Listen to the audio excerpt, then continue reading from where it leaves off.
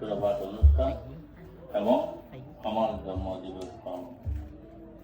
এ প্রসঙ্গ চিন্তা করতে গিয়েই আমি প্রয়াত বাবু শিক্ষক তেজেন্দ্রলাল বড়ুয়াকে স্মরণ করছি।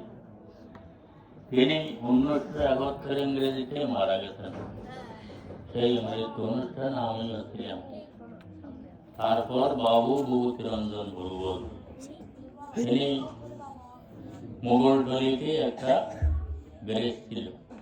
এই গ্যারেজে প্রায় সময় আমি যেতাম এবং আমার অজান্তা ভলিবল প্রতিষ্ঠার সময় এই বৌদি বাবুকে ধরতাম।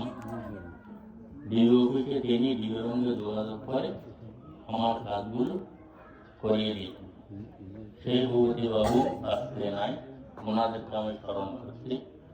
বৌদি বাবু ছিলেন একজন সমাজকর্মী, ডিওপি সদস্য, আরো অন্যান্য ক্ষেত্রে। যাই হোক, সময় নাই।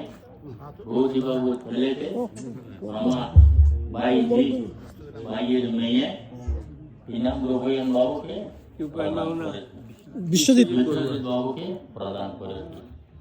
সেই সুবাদে আজকে এই জামাই বাবু মেয়ে আমার তাদের আত্মীয় স্বজনদেরকে নিয়ে আমার 82তম জন্মদিবস পালন করল। তাই আমি গোটা পরিবারকে আশীর্বাদ জানাচ্ছি এবং ধন্যবাদ জানাচ্ছি, সেই সঙ্গে জানাচ্ছি শুভ আশীর্বাদ। এবং সম্বুদ্ধানন্দ তেরো আমার অত্যন্ত প্রিয়জন ছিল। সম্বুদ্ধানন্দ তেরো তার অনেক গুণ, উদীয়মান একজন বৌদ্ধ ব্যক্তি ছিল। তিনি বেঁচে নেই, বেঁচে থাকলে অনেক উপহার হতো আমাদের বৌদ্ধ সমাজে, আমাদের মিটাইয়ে এই কৈহালি বেড়ানো। যাই হোক, আমি তাকে স্মরণ করছি, তার ভাই আজি মিত্র বাবু এবং যারা মারা গেছে, যারা জীবিত আছে, সবাইকে স্মরণ করছি। এবং এই বাড়ির যত এই ওভারটিয়ার বাবু,